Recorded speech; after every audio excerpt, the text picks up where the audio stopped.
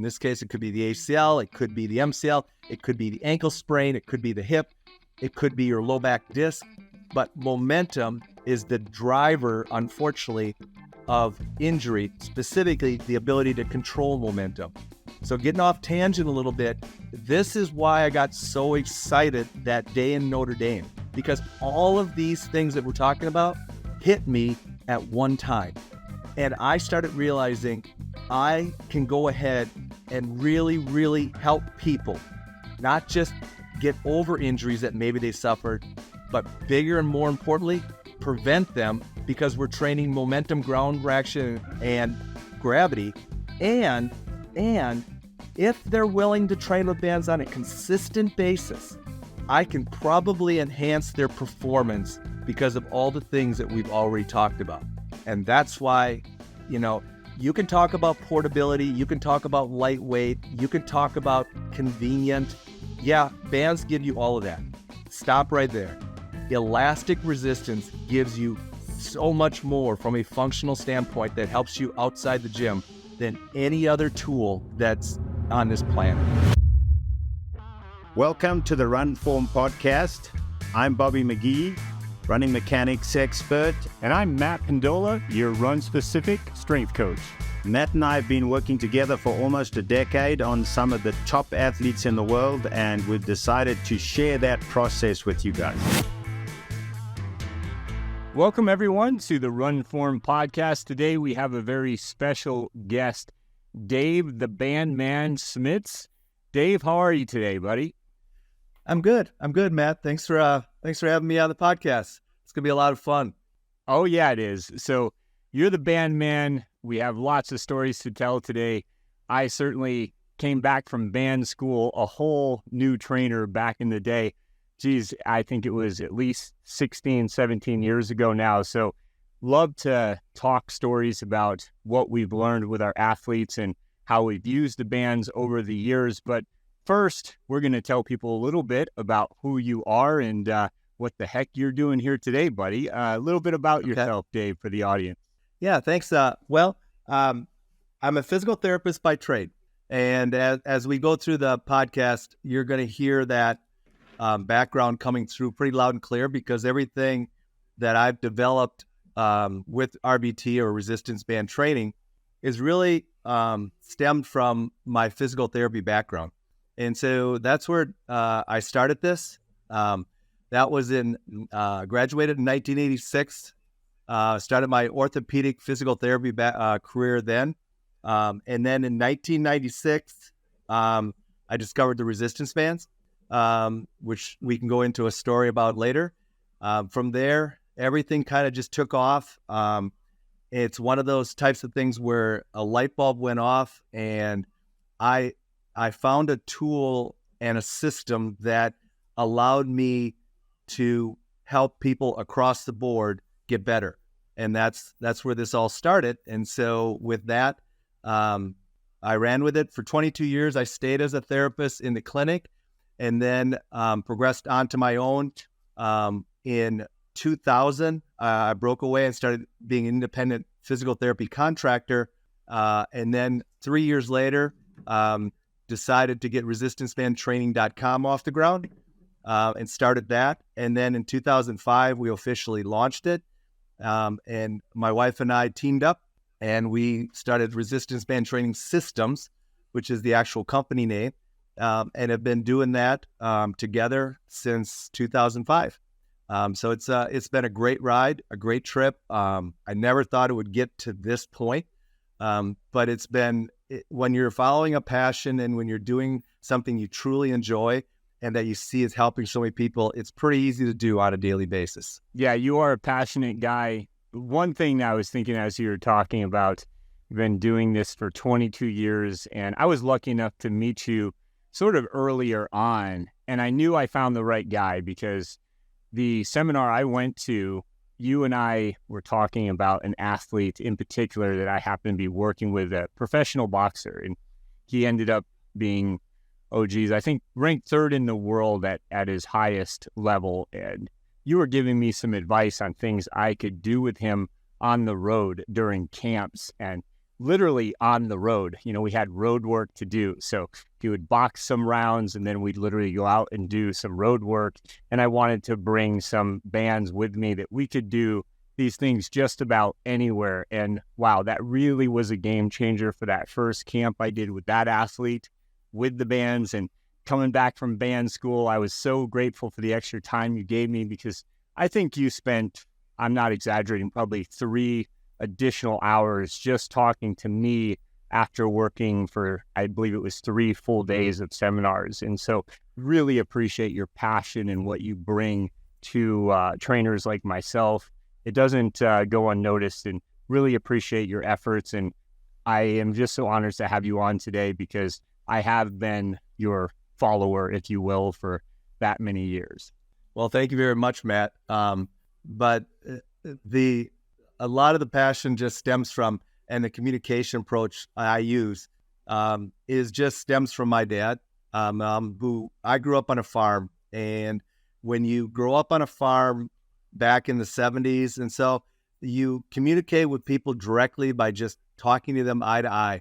Sometimes we'd use a landline. Do you remember? If you guys remember what that is, Evan probably doesn't have a clue on what that is, but we'd use a landline. But that's the only way I know how to communicate with people, and whatever time it takes to make sure they get their questions answered is basically the rule. And so that's how I approach things. So I'm really glad it worked out for you and I, and I'm glad it's hung in there and we've stuck together and communicated all this time, because you have a really interesting business yourself, and I'm excited to go ahead and see how the two connect up today. It's been a real game changer, and we'll talk more about that. With bands in particular, I wanted to give the audience a little bit of perspective, especially those who aren't currently using our programs.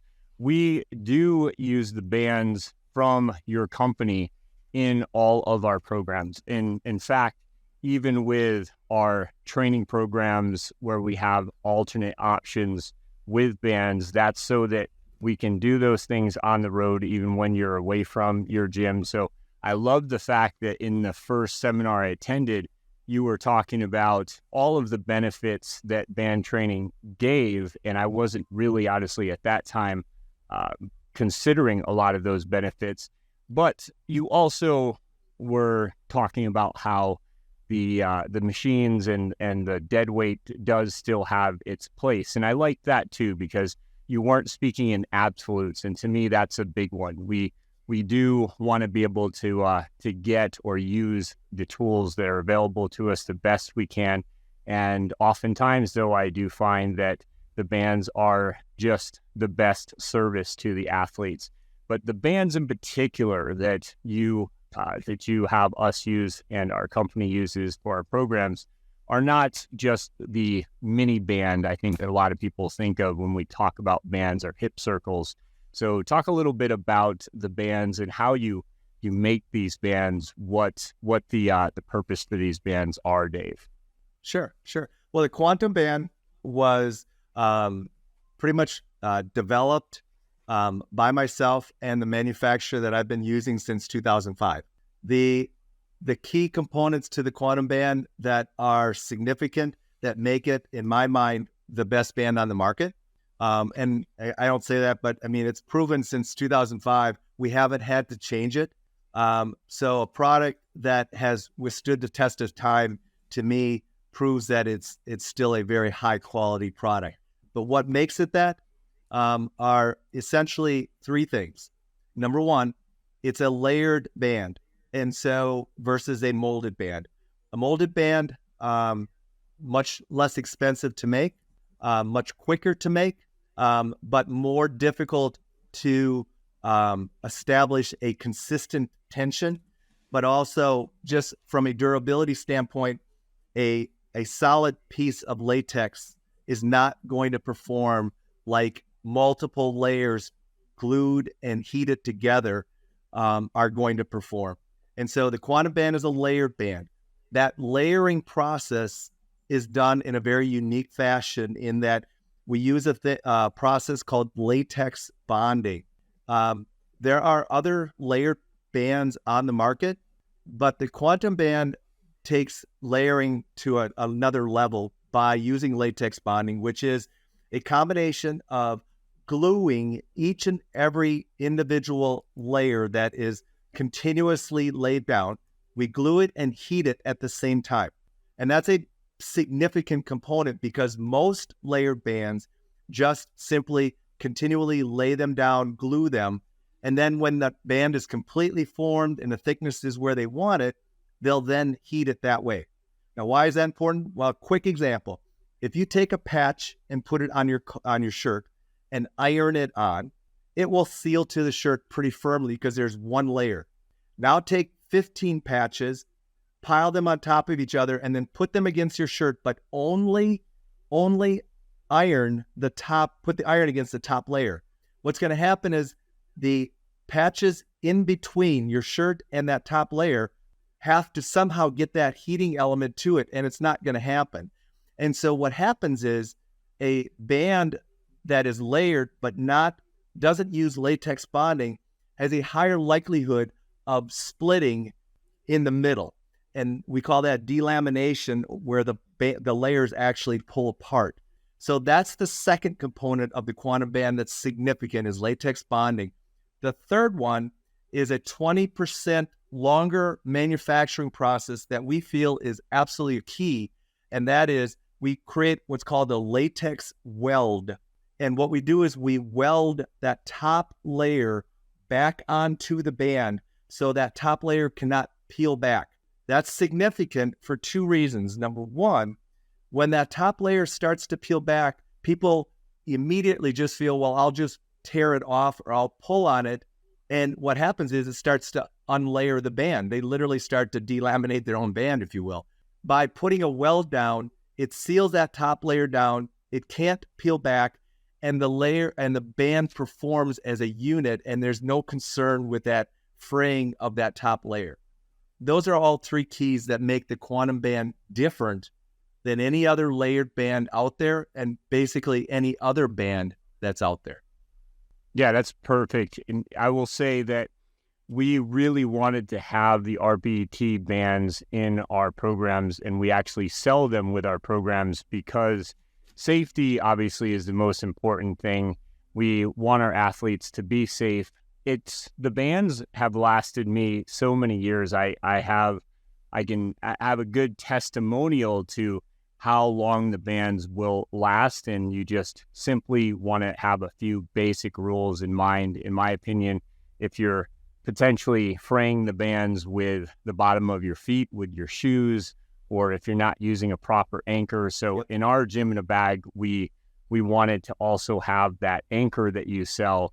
That way the bands are safer to use, obviously, and the anchor allows the shelf life of the band to really last much, much longer. So that's why we have the anchor as well. But let's get into the story. I love this story that you originally told me about how you got into the band business and band training in general, because that's what really turned me around and sold me on why I needed to come back and start using bands with my athletes, even when I had weights around. Would you tell that wonderful story, Dave?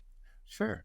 Well, the story began, I was a physical therapist and I was treating people, and I was working with a mentor of mine named Gary Gray. And Gary talks a lot about teaching the body, training the body, strengthening the body to handle the drivers of force, which are momentum, gravity, and ground reaction. So we have to learn how to deal with these elements. So with that as the background, I was invited to go to a Notre Dame University to go to a football clinic with a good football coaching friend of mine who I happen to actually be golfing with this weekend. And we went to this conference, and they started talking X's and O's and football stuff. And I immediately said, well, I'm not interested in this.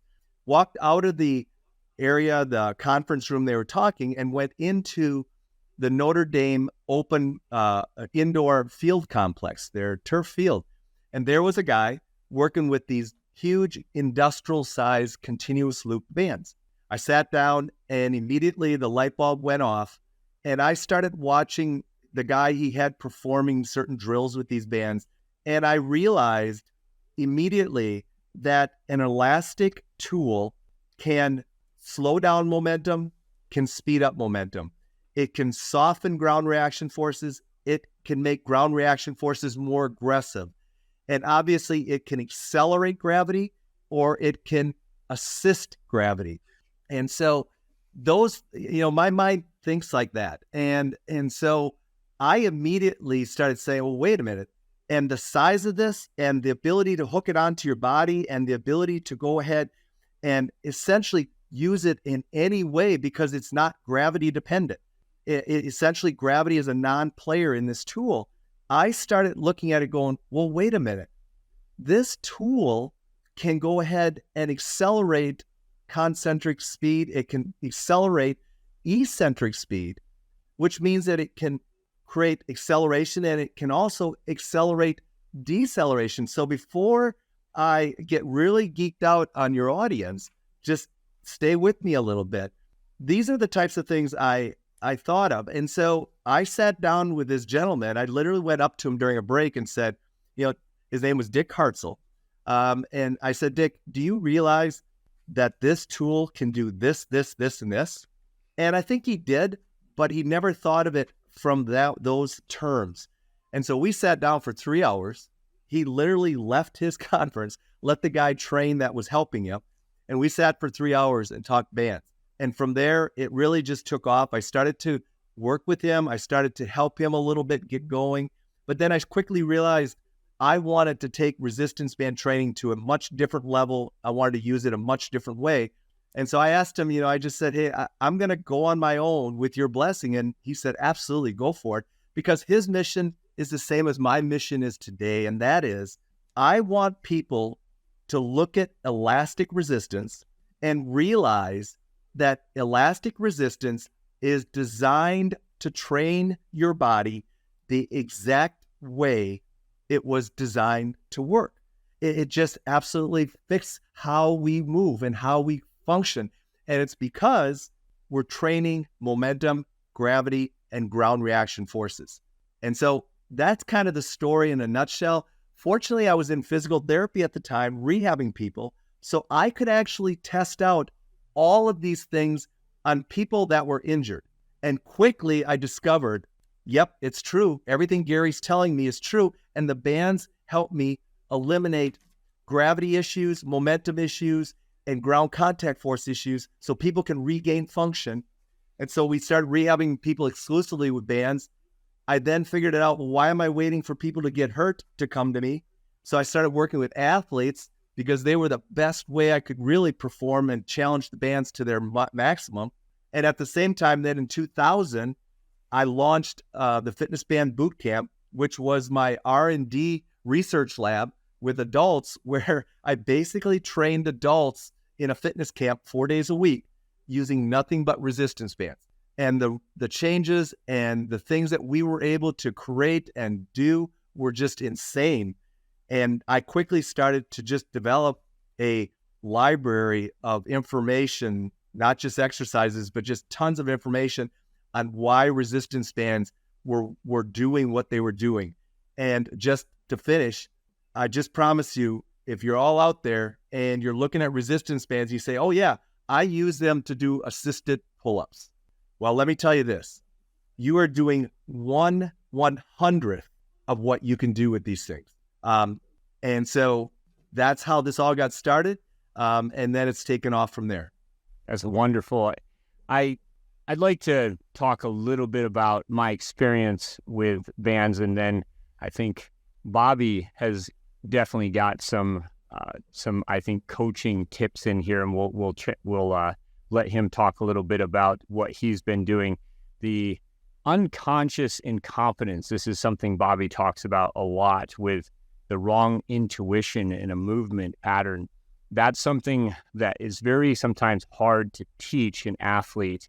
And so, for example, a hip hinge, that is where we may start to have that conscious incompetence. And so that's learning curve with that wrong analysis. We have to be able to make some mistakes. And at the same time, the band just doesn't contract, but you also react. And so just a simple introduction to a hip hinge with that band around your hips and anchored behind you, and allowing the athlete, even on their knees, to just start to learn how that hip is supposed to hinge first when they're doing an archetype like a deadlift. And so just that learning curve is something that I use all of the time. And as they start to get that conscious competence, that right analysis, then we start to go into more athletic anchor type of positions where they're on their feet. And then even progressing with bands, I think that's an important point to bring up, is I use bands all the time to actually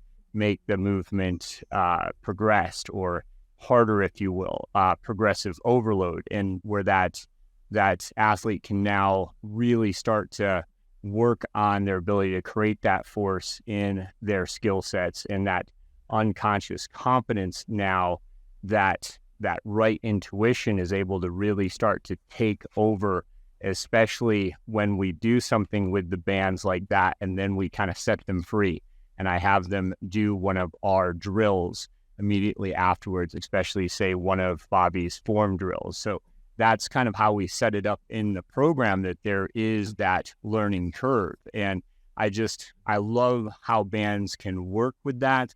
And what I stress to athletes is, sure, the band can be an assistance in various vortexes in ways that you won't necessarily get with other tools, but also just the fact that it's not just for assistance. It's also for progressions, like you mentioned with the pull-up. So Bobby, he actually, first camp I ever went to with Bobby, talk about innovator, right?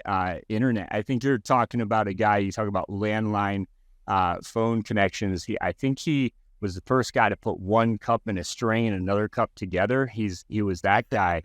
He goes way back.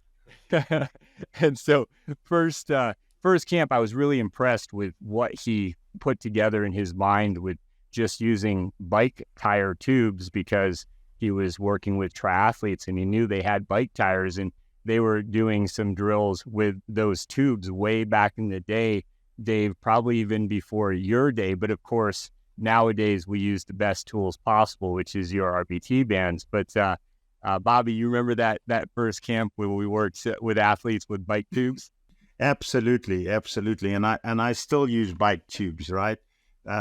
Yesterday I was working with an Olympic athlete, and an old running acquaintance from in the 90s was running towards the group, and he was wondering what that coach was doing, and he said to his friends, "Oh, that must be Bobby McGee, because there's a lot of bike tubes involved in whatever he's doing." And then he showed up, and like, "Oh, it is Bobby."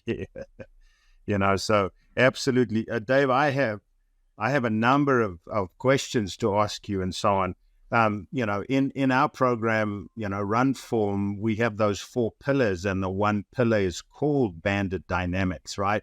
And, it's such a great explanation, but we come across, and I'm sure you come across as a PT, a lot of people understanding the value of this kind of work in terms of rehabilitation. So a lot of people might be coming to bands the first time because they're injured and so on. I wonder if you could speak to your experiences and anecdotes where there were these leaps forward in performance, in running performance, when people took on working with bands. Yeah, exactly. Well, a couple of things you guys have hit on. One of the big things is we use flat, continuous looped bands because they adhere to the body. You can hook them over your hips. And when I say adhere, that ability to adhere creates a proprioceptive response.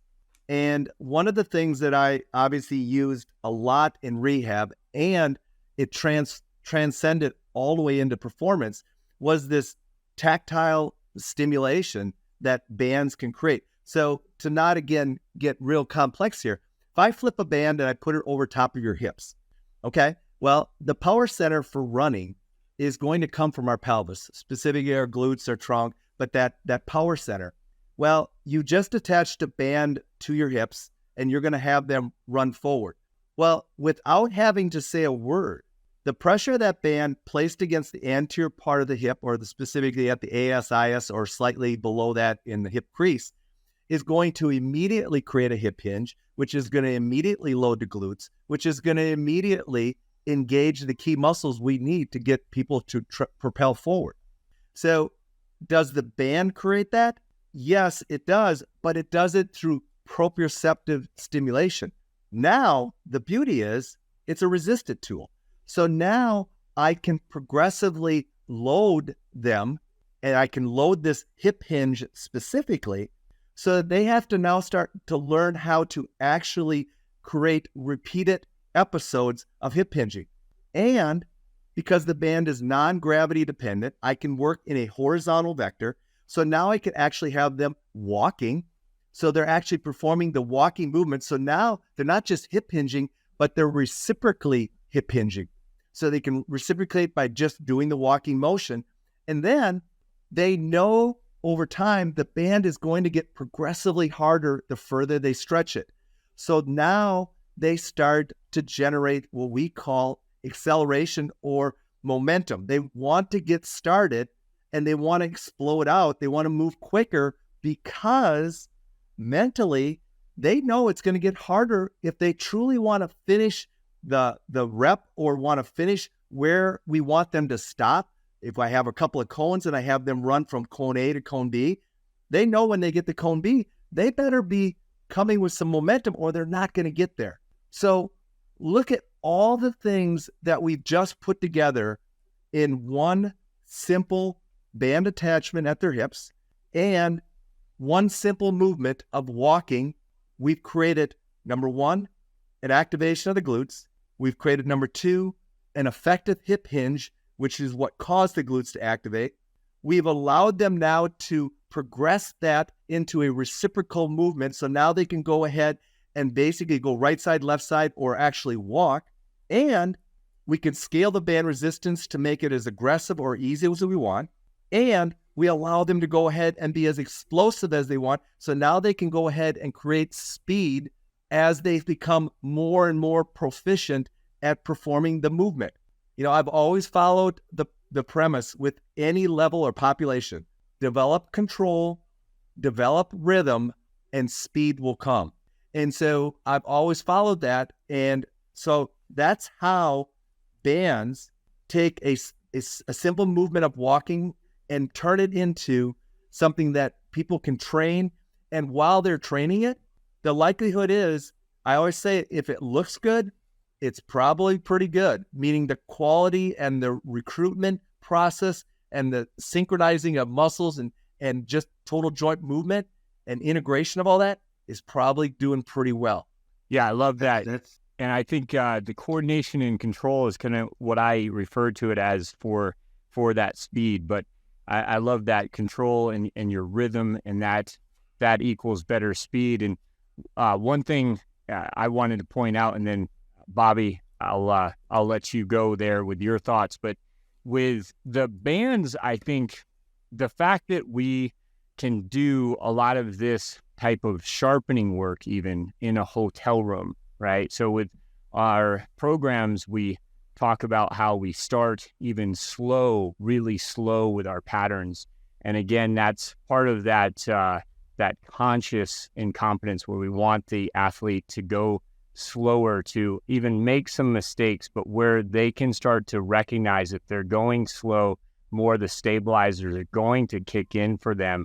But then as we pick up the speed and we are starting to go with a little bit more force, especially with that concentric action, that bands don't just contract, but they get you to react. And so as we go heavier with the bands, or we have more resistance and we're going faster, we're getting closer and closer to that performance skill set that we want to do. And Bobby and I sort of developed a system together over the years where we'll have an athlete like Ben Canute, really proud of his Challenge Roth performance. He was just third on the podium the other day.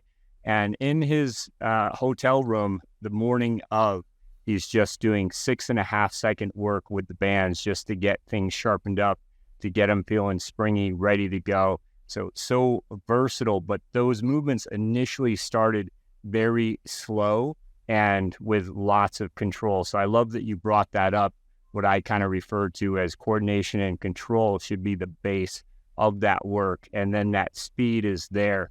But I believe those steps are so much easier, or you were able to learn those steps without a ton of coaching cues, which is what I love as well. Paralysis through analysis, I try to really stay away from, get an athlete to get in their own way. And as a coach, if I can use a band that's essentially giving them the cue they need, I don't have to say anything. So like you were referring to earlier, I think that's just a wonderful point about how bands, in my opinion, there especially, can really be wonderful work. And it's the best tool, not that it's the only tool you have necessarily, like in that hotel room scenario, but is actually the best tool for things like that. Bobby, your thoughts? Yeah, obviously the portability and the simplicity of the bands is a huge key, right? And you're talking to the endurance community. The endurance community is not necessarily enamored. I remember in the early days, sort of the mid 80s, when strength training was coming to running, right? That my athletes, even though they were sub 4 minute milers, they were 1:45 second 800 meter runners, they were tremendously confronted with going into the gym, right? And that's when I started inventing these ways for them to do work in environments where they were not confronted, where they were amongst their peers, and their peers were interested in what they were doing because they were the better athletes, right? So that to me is so important. A point that I wanted to bring up, though, is that the endurance community is not necessarily the most neurologically skilled community, right? So a lot of their practice is, slow twitch muscle fibers and so on. And they actually sublimate their explosive abilities, and those explosive abilities they need for hip stability when they run. And so the nice thing about bands is it not only is a accelerator of fatigue, it's an incredible diagnostic tool too. So, put a runner in a harness, give him a little bit of resistance, and you suddenly expose all the things they would do when they become fatigued. And not every runner has access to, a cameraman that's videoing them in the early stages of their run, in the mid stages of their run, and in the late stages of their run when fatigue starts impacting their form. And the beautiful thing about bands is it quickly exposes what they do as soon as you give them a resistance. And even greater than that for me with bands is it's really hard to teach an endurance athlete the value of torque, right? This whole concept of if you're in the air too long, you're decelerating, right? If you're on the ground too long, you're fatiguing. And the minute you introduce a band, they have that, as you said, that proprioceptive tactile cue that says, okay, I'm working too hard, my cadence is too slow, I'm working too fast, and I'm not producing enough force. And they are able to, with the resistance of the band, find their own torque sweet spot, which is always fascinating to me when you use the bands, right? So it's that, sure, hills are functional, right? But you're using hills to help athletes run better on the flat. And if you can apply that same resistance that gravity is providing on inclines, but alter the ankle mechanics by getting them onto the flat with resistance, now suddenly you're able to make that resistance exercise way more functional. And that's, to me, exciting. And that, that's why, I kind of want to ask you to speak about, your experiences on how idiot-proof it is. If you have a skilled practitioner with an athlete, by just manipulating your anchor point, you can get what you want, and that there's nothing else that provides that opportunity to manipulate the anchor point and the amount of resistance provided, right? So that progressive nature of the bands, and specifically these bands that are so high quality, they're progressive. They don't run out of stretchability nearly as quickly as anything else, and that really helps. Yeah, and I think, Bobby, what you're what both you and Matt have hit on. I want to just come back on a couple points, but your point about letting athletes, there's a lot of ways an athlete gets to the final result. And, none of us move perfectly, and none of us are robots. We all adjust and compensate for our weaknesses by strengthening other areas. Now, ultimately, if those get too far out of whack, we get injuries. But ultimately, there's multiple ways to get the results we're looking for. So when it comes to training with bands, the best way I can describe how effective they are at improving movement skills is when I work with my middle school athletes. And middle school athletes don't know how to create force. They don't really know how to create acceleration. They're not really sure how to go ahead and work hard against a resistance. So if I give them an amplitude of movement of 3 yards, and I say, hey, I want to get from point A to point B, and they do it with the bands one time, all of a sudden they realize, oh, I didn't start out fast enough. So the next time, what do? They drop their hips, they set their center of gravity down a little bit lower, and they push off the ground much harder. Does that sound what you want in your athletes? I think so. You want them to create their hip strength. You want them to lower their center of gravity. You want them to drive out of the ground, and you want them to do it with some intent. Done. I didn't say a word. I gave them simply an amplitude of movement to cover. They figured out the rest. So that's the best way I can describe and share an example of how bands make athletes better without us ever saying anything. Couple of things that you guys have hit on as well that are unique to bands. It's an ascending variable resistance. And for your audience out there, they're going, well, so what? Well, folks, an ascending variable resistance means that as you perform a repetition, the speed of the repetition can change because the resistance is variable. So that means that I can go ahead and actually create power because I can change speeds.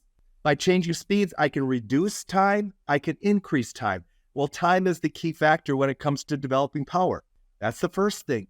The second thing is it's an ascending resistance, which means that in order for you to finish a movement, there's a high likelihood you're going to have to create some momentum to finish it. In order to create momentum, you have to load the system. The harder and the more effective you load the system, the more explosive you're going to be. What do I mean by loading? Simple example. I want your audience right now to stand up, and without bending their knees, ankles, or hips, I want them to jump in the air. Go ahead, try it. They're not going to do it. The likelihood is they're going to get maybe a quarter of an inch off the ground, but they're still probably going to bend their knees and ankles a little bit. Now, I want you to jump as high as you can. But right before you go and actually leave the ground and accelerate up, I want you to stop. So what do? They squat down, they load their hips, and they load their lower body. That's called loading. That's what a band does to you each and every repetition, because you know it's going to get harder. You know it's going to be more aggressive. So you load the system more intently so that you can be more explosive. How perfect of a training stimulus can we create than that? And now put it in the general population of people. The general Joe, the average Joe that wants to exercise and just get in shape. What does he want to do in the real world? He wants to golf. He wants to play pickleball. He wants to go ahead and run with his grandchildren. He wants to play an occasional game of softball, baseball, whatever. All of those things are athletic, explosive movements that require you to load the system and explode. Load and explode, load and explode. Bands are teaching you that on every single rep. And I don't care if you're chest pressing, pulling, squatting, running. I don't care what the movement is. It's all the same because you're working with an ascending variable resistance. It's so cool because, if you think of that community that you've just spoken about, Dave, when they think about strength training, when they think about conditioning, right, it's very much an ego thing. And the beautiful thing about, biofeedback has been proven to be an incredibly effective way to learn and to condition, right? But biofeedback is often dependent on, force plates and digital stuff, right? Whereas the bands are, not only the cheapest, but they are the most tactile biofeedback device that there is. They really take ego out of the game, right? Because it doesn't matter how hard you try to, impress yourself or anybody else standing around you. The bands keep you honest. The bands keep you on plane. The bands allow for progressive acceleration because they're progressively decelerating. So you have to accelerate your effort. You have to accelerate. You have to stay on plane. All of those things are covered by the, by the simple band. Exactly. You use the word ego. Bobby, I took my ego out of the gym years ago, and my ego is filled now. And I try to stress this with all my fitness-based clients and my athletes. Your ego should be based on what you could accomplish outside the gym, outside of your training. And your training should be feeding that. And so if you're competing in races and your races are getting, and you're doing better and your times are getting better, well, that's something to be proud about, because you're actually improving a performance, a actual event. You're getting better in pickleball. You're getting better in golf. Your training is making that better. And ultimately, when all of this is done and all the training is done, it's really, to me, comes down to what life's opportunities are being maximized because of your training outside the gym. And that's what you want to become feeling great about. So that's the first thing. The other point I'll make is, what do they say? The best way to perform is stay off the bench and don't get injured. Resistance bands allow me to train my body in multiple ways, in multiple planes of movement. The ascending resistance makes me maximize joint stabilization when my legs and arms are fully extended as far away from my center of gravity as possible, which, from a physical therapy standpoint, I can promise you, majority of the injuries that happen in the rotator cuff, the low back, the knee, the ankle, are result of when the extremity is exposed further away from the center of gravity. The third reason it gets injured is it can't handle momentum. The momentum that you were doing, the speed that you were working with, you weren't able to decelerate effectively. An awkward movement ended up happening, and you injured the ligament. In this case, it could be the ACL, it could be the MCL, it could be the ankle sprain, it could be the hip, it could be your low back disc. But momentum is the driver, unfortunately, of injury, specifically the ability to control momentum. So getting off tangent a little bit, this is why I got so excited that day in Notre Dame, because all of these things that we're talking about hit me at one time. And I started realizing I can go ahead and really, really help people, not just get over injuries that maybe they suffered, but bigger and more importantly, prevent them, because we're training momentum, ground reaction, and gravity. And if they're willing to train with bands on a consistent basis, I can probably enhance their performance because of all the things that we've already talked about. And that's why, you can talk about portability, you can talk about lightweight, you can talk about convenient. Yeah, bands give you all of that. Stop right there. Elastic resistance gives you so much more from a functional standpoint that helps you outside the gym than any other tool that's on this planet. And you're just not going to prove to me differently that that's the case. It's just not. Free weights are great. I love lifting weights. You got to learn how to deal with gravity. I get that. But gravity is just 1/3 of what we have to deal with. There's two other components to it. And just getting stronger with a free weight is not going to go ahead and address those other two the way we need to have them addressed. Yeah, no, 100%. And I think a couple of things I wanted to bring up and ask you about a little bit more too, Dave, is you mentioned, for example, with the rotator cuff, and we have athletes that are obviously more endurance based, and especially you'll have a triathlete who's doing a lot of swimming, working on their technique, but we do need to pay attention to how our stabilizers are kicking in, as I mentioned before. And just in general, I would say a lot of endurance athletes with their upper body work, that's not something that they've paid as much attention to in the strength room, or in other words, a lot of times it's more hip dominant type of work, which is not a bad thing. But what I wanted to point out is that Bobby and I preach all the time, for example, with our run, that we need to be able to lead with our shoulder, and to be able to control our position is so important. So you'll have somebody who has some rotator issues or some pain there. If we have them doing a band press with the anchor behind them, like in our RunFORM drills, not only are they pressing that band with their shoulder set in a better position, but as they press through, they have to be able to control that position. The band is doing that for them. And we tend to see that they can immediately do that movement, as opposed to something like a push-up where they may immediately have some energy leaks or defeated mechanics and shoulder pain. And yet with the band, again, they're able to really learn that position slowly.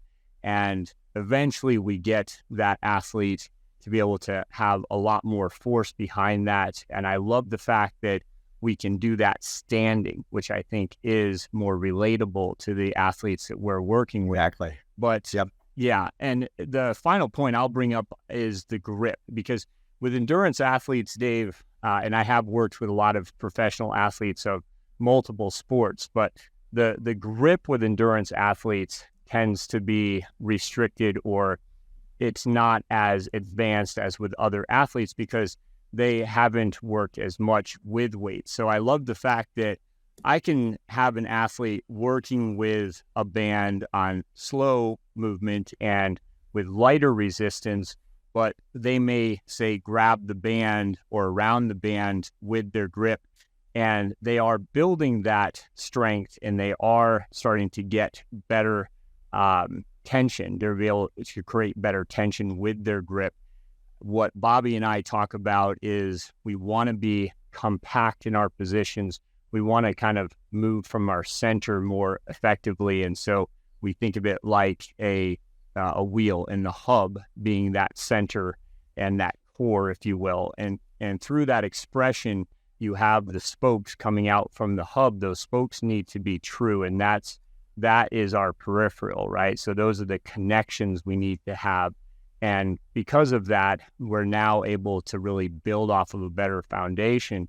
So when athletes are, say, progressing with their strength on something like a pull, if they are now starting to get fatigued with their grip, we can simply have that band looped around the wrist. That's going to be like a wrist wrap, or that's going to assist them a little bit more so they can keep on pulling. We even have drills where you can attach the band around your elbow on a couple drills, so we get it even closer to that compact position so we can really focus on those things. So, so much versatility there, but I thought that was a point I wanted to bring up, in that we can build things like grip strength, but when we really want to be able to get after some of those bigger guys like the lats, and we're doing work like that, the lats are not yet fatigued enough, but the grip is fatigued. So by using those options that I mentioned there, we're able to really keep going, or to get more tension on the band. And, that's such an interesting variable. Not only that, but when the athlete needs to just say, step in just an inch or two, now they don't have to put weight down and go find new weight. They have a new weight. And when they want to progress a movement and say they want more tension, they can stay in that position they can row, they can do a cluster set where they may have 15 to 20 seconds they take off, and they're just taking a step in for 15 seconds, step right back out to their mark, and really work on the tension more. So, athletes thinking that bands are just for prehab or just for even power. No, I think bands do a wonderful job with strength, and you're a really strong guy. I remember watching you demonstrate some drills with enough resistance going, man, that's hard. That's hard to do. That's not lightweight. And so athletes, I'd like you to speak on that, but athletes oftentimes, I think, kind of categorize a band as, well, I need to get strong, and my coach said I have to do 3 to 5 reps as heavy as possible, so I have to go grab weights. And again, depending on your options and what your goals are, but you can do that with bands. And if you would speak on that a little bit as well, Dave. Absolutely. I mean, I always tell people muscles are pretty dumb. They really don't know the tool that you're fatiguing them with. They just know they're getting fatigued, and they know they have to respond or adapt accordingly if they want to be able to continue the movement. So with that said, I think the one of the components of strength training that's sometimes lost is this concept of neuromuscular strength training. And what I mean by that is being able to tell the right muscles when to come to play and help and work with them when they have to work together. And running is a perfect example. It's not a single muscle movement by any means. So what I think resistance bands allow you to do is they allow you to go ahead and strength train your body as a continual unit because of the different vectors you can use to set up. And in turn, that overload, as you said, is not just overloading a muscle, it's overloading a movement pattern that is impacted by multiple muscles integrated together and working. To me, that is what I want stronger. I want my ability to push, as an example I'll use. I want to be able to go ahead and push while my lower body is taking a step or jumping. I want to be able to pull as my lower body is stepping back and generating force off the ground. I want to be able to go ahead and jump while my arms are functionally moving through the air to simulate and help my lower body. That's what I want to be stronger at. I'm not really interested in being stronger at sitting in a chair and doing a simple dumbbell curl. Not that that's not important.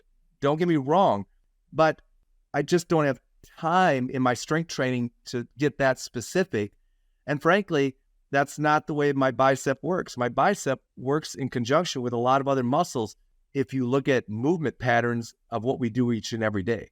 So I think that sometimes when strength is evaluated by the general population and the athletic population, they think of it in single plane, isolated type patterns, when in reality, that's not the kind of strengthening our athletes specifically want. But even in our general population, that's not what they do. That they don't even function close to that outside the gym.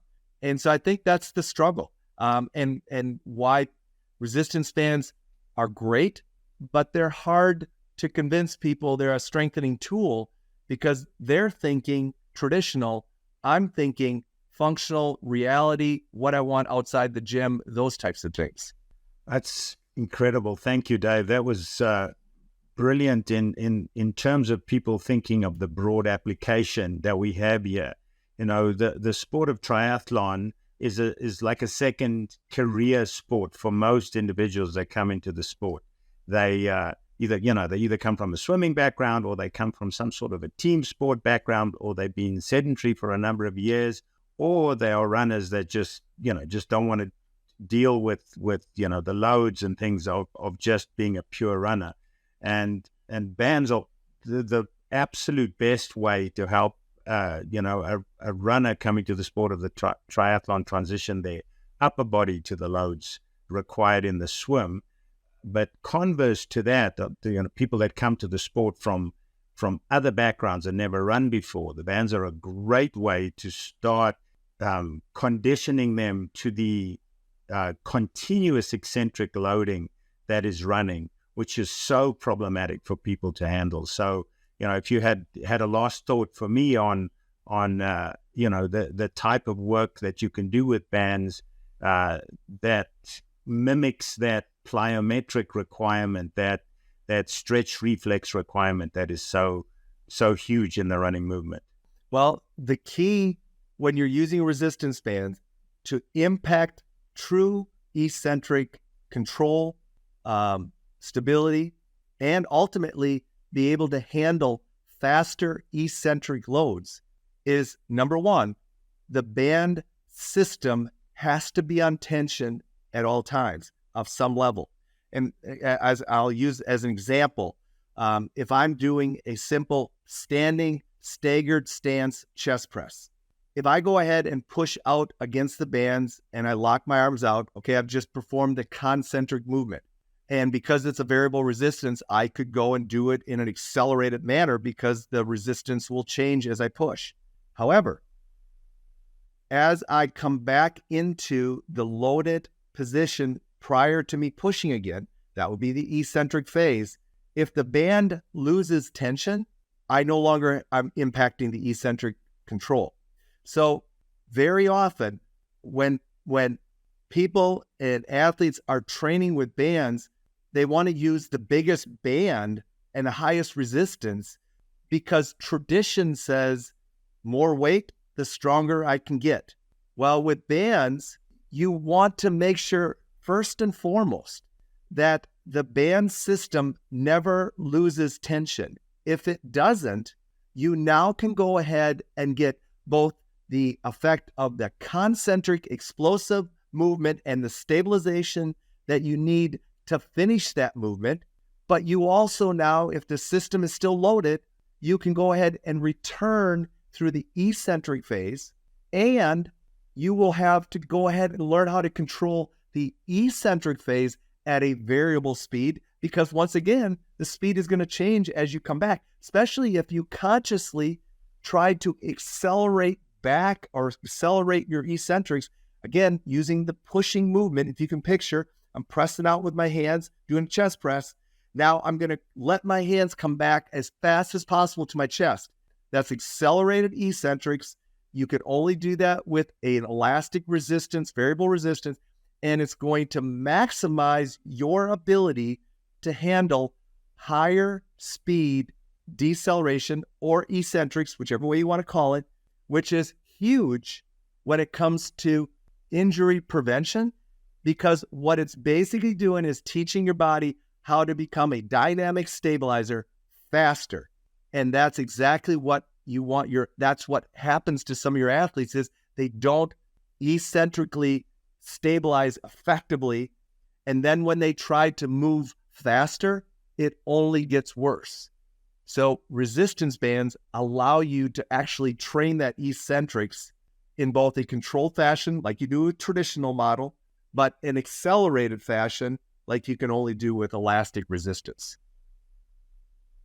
That's beautiful. Yeah, I was going to tell you, Dave, we talked prior to the podcast about my super senior that I work with, and I actually work with a couple of these guys.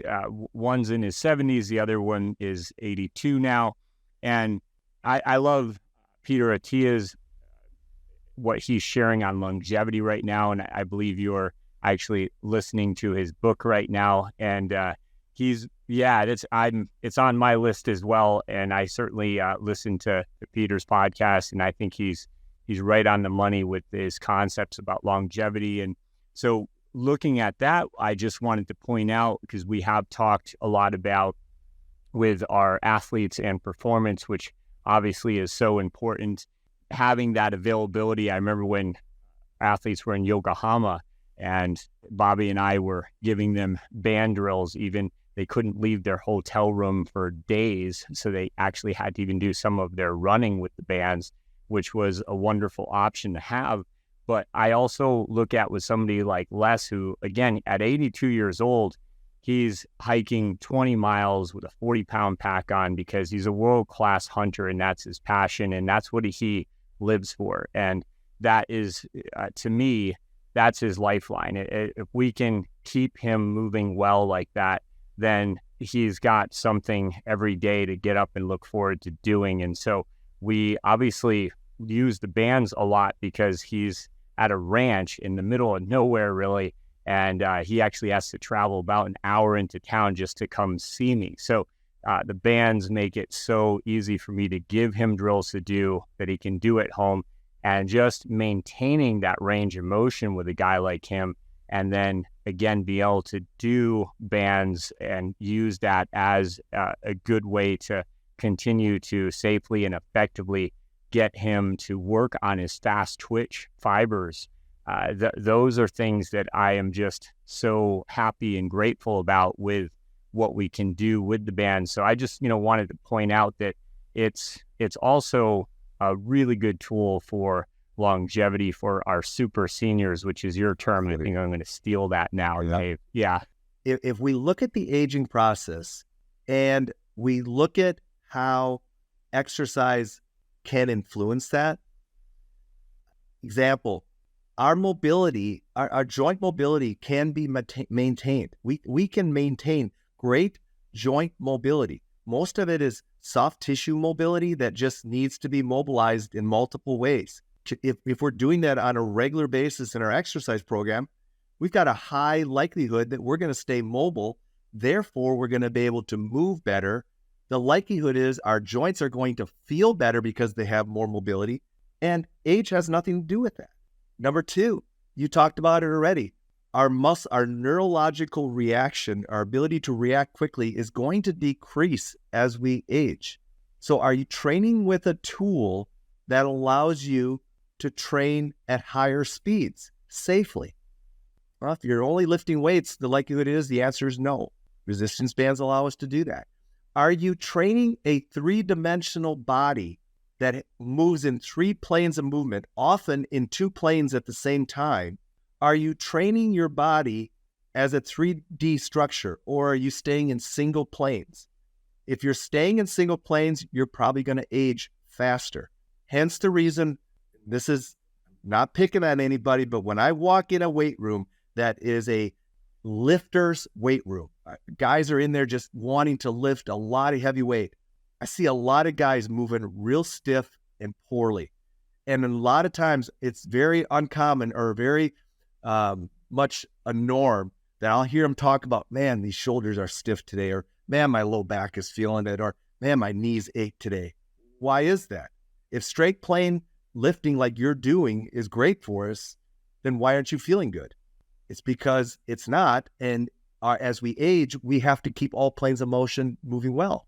And then lastly, we know that muscles don't have to be maximally strong for us to perform at a fairly high level throughout life. We just need them to make sure they engage, they recruit, and they can generate enough resistance for us to overcome momentum, gravity, and ground reaction forces. So what tool are you using to train those three things? Well, if you've been listening all day, you know that bands are the best way to go ahead and train that. So to me, as we get older, and I have multiple emails in my email box every week from people that are 65, 60, 75, 80, that are performing at high levels because they're training those things I just talked about, and they're avoiding the traditional model that doesn't impact those things as effectively. And so to me, longevity, there's a lot that goes into it. And the more I read the book, that by Peter, the more I realize there's a lot that goes into this. But I think one of the things he's going to continue to come back to me is you need to exercise. Well, if we're going to exercise, why not exercise the way our body performs and the way our body produces energy and the way our body produces force? Let's exercise that way. Let's not put it in false, artificial patterns that it doesn't use because we're just training it to be artificial. And those things will not transfer outside the gym. Beautiful. Yeah. And I think when you talk about with Peter's work on fast twitch, for example, I think you're able to use bands to be able to work on fast twitch, especially again, when you're talking about a senior, that it is safe and effective. And I'm able to get Les to even learn a little bit more with that band, helping to give him those cues. And then we get out there and we're doing skips, endurance skips, things like this that are very, very appropriate for his goals and his age. But we're able now to really start to work on systems that we don't want to lose. And we know we will lose that rapidly if we don't pay attention to that. But what makes me sort of shudder is when I see that people, especially that are super seniors, may not have as much of those plyometric skills that they see on, Facebook or Instagram. I imagine super seniors look at Facebook more, right? And they think, oh, I'm going to try that. And it's just not appropriate for their age, but there are appropriate levels that they can do with the bands, right? Mm-hmm. It's funny, I've done hundreds and hundreds of videos, but some of the most popular videos I do are videos that start out by saying a safe way to jump with bands, a safe way to build walking strength with bands, a safe way. And those videos are popular because the word safe means that they can trust that I'm going to give them a progression, and everything comes with progression. You guys work with some of the top triathletes and endurance athletes in the country. They all started out at a certain level and have progressed from that level. It's no different with the general population, and the population just has to understand that get started, make sure that's your level of successful starting, that you can start at that point with no problems. And I'll promise you, I'll find a progression. I'll find a progression to take you up to another level each and every week or month. Just depends on how fast you can progress. Well, that's beautiful. And I think we are about to wrap up here, but just wanted to ask you, good question for you is, who is your favorite athlete, Dave? My favorite athlete? Wow. That, honestly, Matt, I don't have a favorite athlete, but I have athletes that have really impressed me.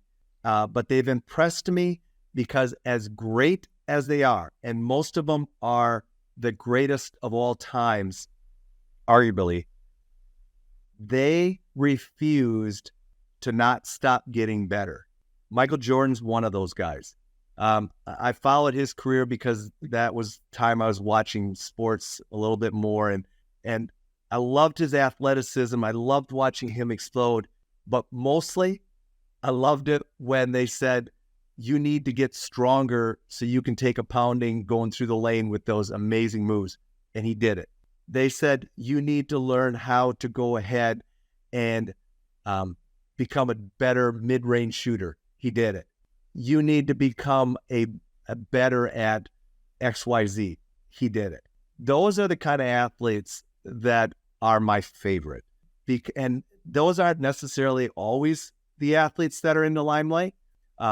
I have young female basketball players right now that are in 8th and 9th grade that I've followed, and they're now going to be juniors in high school. They have improved so dramatically because each and every time I told them, you could improve in this, and here's how, they did it. Quick story. I was working with one of my favorite basketball players last night. She struggles with doing push-ups because she doesn't have good trunk stability. So we would assist her with the bands so she could learn how to handle her trunk stability and coordinate it with her shoulder stability so they work together. She rocked out 25 full push-ups last night. Trunk never moved. And she goes, what do you think of that? And I go, I think you've improved and you've gotten better. And she then reflected on what that has done to improve her ability on the court, which was just really satisfying for me because she took it way beyond a push-up. She said, this push-up is now making this part of my game better. And to me, that's getting on a tangent, but that's what my favorite part of working with an athlete is. Those are my favorite athletes because they just refuse to not continue to improve on what is already an amazing level of performance. That's a brilliant answer. The performance mindset is, I think, really what it's all about for all of us as coaches. And even with Bobby and myself, I think we're sort of thought of as working with just elite athletes. And in reality, the majority of the athletes we work with wouldn't be considered elite. And certainly the athletes that, for the majority of those people that are doing our programs, they have that performance mindset though. So they're getting to their elite levels, and that's what really excites us. So I love your answer, and I'll wrap up this with my favorite story from Michael Jordan. So back in the day, my buddy was a baseball player, and when Michael Jordan switched over to baseball for a little bit, he was on the same team. And my buddy Richie Pratt, he signed a baseball, put it in Michael Jordan's locker, left it there for him, and Michael Jordan opens up the locker and goes, "Who's Richie Pratt?" He had just gotten on the team. And Richie said, "That's me, man. Hold on to that. That's going to be worth something someday," right? So they had a good laugh about that. Yeah, exactly. Like, and Michael Jordan, to everything you were speaking on before, that's one of the things that Richie did tell me is that he was really not only a great athlete, but a great influence on other athletes like Richie to get the best out of themselves. So that performance mindset goes all the way across the board. And if you're listening to this podcast, you obviously have that performance mindset, and that's why we're talking to you today. But last thoughts, Dave, how can people find you? And yes, sir. Well, the best place to find me to start out with is resistancebandtraining.com. And going to the contact page, I will let you know if you respond to the contact page, 99% chance you'll end up in my email box. However, if you just want to email me directly, which most people do, just email me at dave@resistancebandtraining.com, and that will come directly to me. Nobody in between, nobody looking at my other emails or going ahead and sorting through them. I take care of all those myself. So those are the direct connections. If you want to follow me on Instagram at The Band Gym or on YouTube at Band Training Workouts. I really recommend you do both because both platforms are a free level of education. I don't get into high levels of entertaining. I get into high levels of educating and training and having fun with two bands. But honestly, it's just both of them are just free education that's available to you anytime you want it. So I would recommend those two areas. Outside of that, just feel free to reach out to me. If you listen to this, I really like to talk to people directly. Like I talked about earlier, I grew up on a farm. Direct communication is the way I prefer if I can go ahead and do that. That's wonderful. And of course, people can find your RBT bands as in our webpage because we do use those for our gym in a bag as well. So we're excited about that and that affiliation with you. Super honored to have you on today. And we really appreciate all of the insight you've brought. I've been taking some notes myself, always learning from giants like yourself. So thank you so much for being on today. You're welcome, Matt. Thank you. Thank you, Bobby. Thanks, guys, for having me on. As always, thanks for listening to the RunFORM podcast. And as a reminder, we offer a totally free movement improvement assessment on our Pendola Project website. Here, you can get your own personalized protocol that will help your running today. So give that a try. Also, Bobby and I are experts on Any Question app where you can ask us, any question. So reach out to us directly there. Finally, if you learned anything new today, Don't forget to share it with your compadres and leave us a quick review. That really helps us a lot. All the links you need are in the show notes below. Till next time, have a great run. Oh, that was awesome. Yeah.